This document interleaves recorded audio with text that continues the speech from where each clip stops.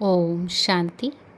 11/9/1971 बाबा के अव्यक्त मधुर महावाक्य। मुरली का टाइटल है डबल रिफाइन स्टेज। बाबा कहे, आज बोलना है क्या व देखना है क्या? देखना ही बोलना नहीं है। ऐसा अनुभव है कि जो कुछ बोलना हो वह मुंह से ना बोल नैनों से बोलें। ऐसे हो सकता है, ऐसे होता भी है।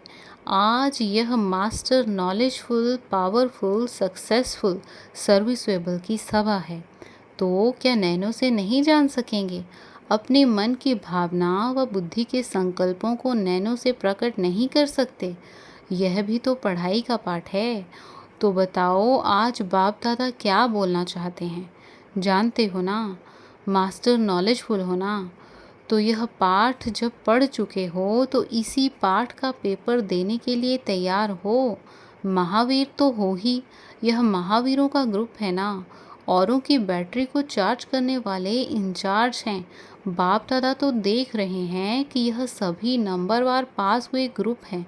कई बातों को, कई अनुभवों को देखते पास करते करते पास नहीं हो गए हो। 3 प्रकार के पास हैं, तो इन तीनों प्रकार के पास शब्द में पास होना है। एक होता है कोई बात व रास्ते को पास करना, एक होता है पढ़ाई में पास होना, और नज़दीक को भी पास कहते हैं। नज़दीक अर्थात समीप रत्न। तो तीनों प्रकार के पास शब्द में पास हो। त्रिशूल का तिलक अर्थात तीनों ही प्रकार के पास शब्द में पास। यह तिलक नहीं दिखाई देता है।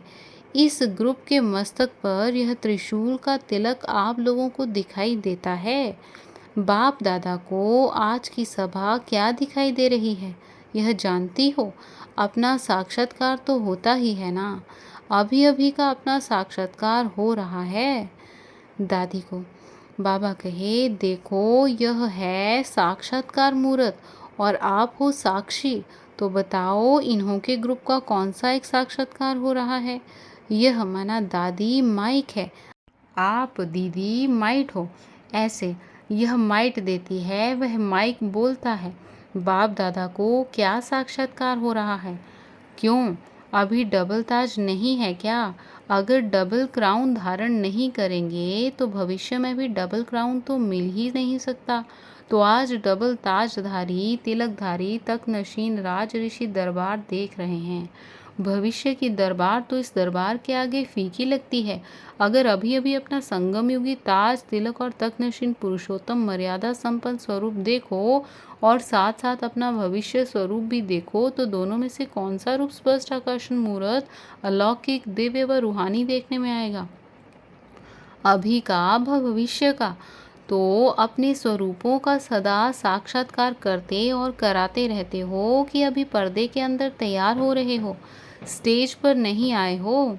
वर्तमान समय स्टेज पर किस रूप में रहते हो? अभी की अपनी स्टेज को कहाँ तक समझते हो? एक है फाइनल स्टेज, तो फाइनल है, फाइन है, रिफाइन है। आजकल मालूम है कि रिफाइन भी डबल रिफाइन होता है। तो अभी रिफाइन है, डबल रिफाइन होना है व रिफाइन होना है। एक बार का रिफाइन तो पूरा हो गया ना, अभी डबल रिफाइन होने आए हो। फाइनल की डेट कौन सी है?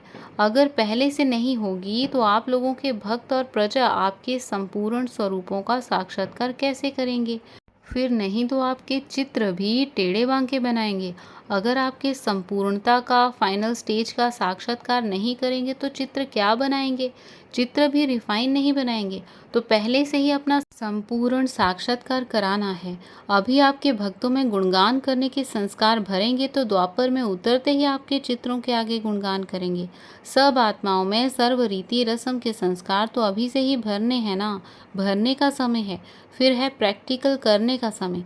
जैसे जैसे आपकी आत्मा में सारे कल्प के पूज्य और पुजारीपन के दोनों ही संस्कार अभी भर रहे हैं, जितना पूज्य बनेंगे उसी प्रमाण पुजारीपन की स्टेज भी ऑटोमेटिकली बनती जाएगी।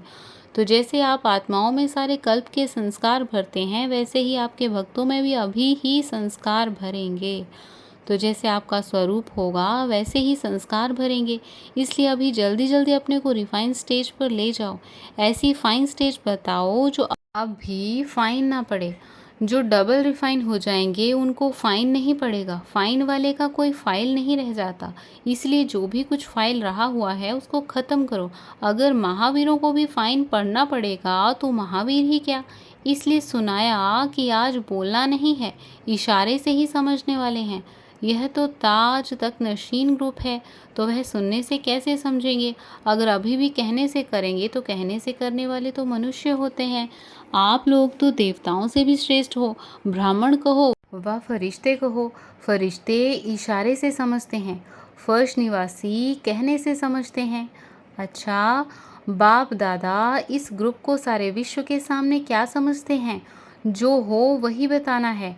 यह तो सारी सृष्टि को शरणागत करने वाली हैं, ना कि होने वाली। बाप दादा के सामने भी शरणागत होने वाली नहीं हैं, बाप को सर्वेंट बनाने वाली हैं।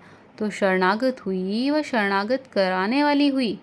सारी सृष्टि में जो भी महिमा करने योग्य शब्द है वह सभी हो। आज बाप दादा संपूर्ण रूप देख रहे हैं।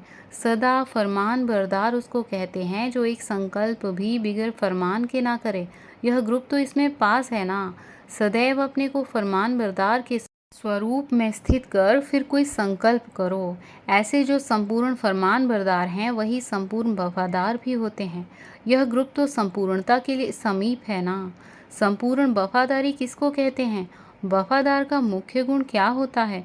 उनका मुख्य गुण होता है जो अपनी भले जान चली जाए लेकिन हर वस्तु की संभाल करेंगे, तो कोई भी चीज़ व्यर्थ नुकसान नहीं करेंगे। अगर संकल्प, समय, शब्द और कर्म इन चारों में से कोई को भी व्यर्थ गंवाते हो व नुकसान के खाते में जाता है तो उसको क्या संपूर्ण वफादार कहेंगे? क्योंकि जब से जन्म लिया अर्थात फरमानबरदार, आज्ञाकारी बने, ईमानदार बने हैं। एक छोटे से पैसे में भी ईमानदार होता है। तो जब से जन्म लिया है तब से मन अर्थात संकल्प, समय और कर्म जो भी करेंगे वह बाप की ईश्वरीय सेवा अर्थ करेंगे। यह प्रतिज्ञा की, सर्व समर्पण हुए हो तो यह सभी के ईश्वरीय सेवा अर्थ हो गई।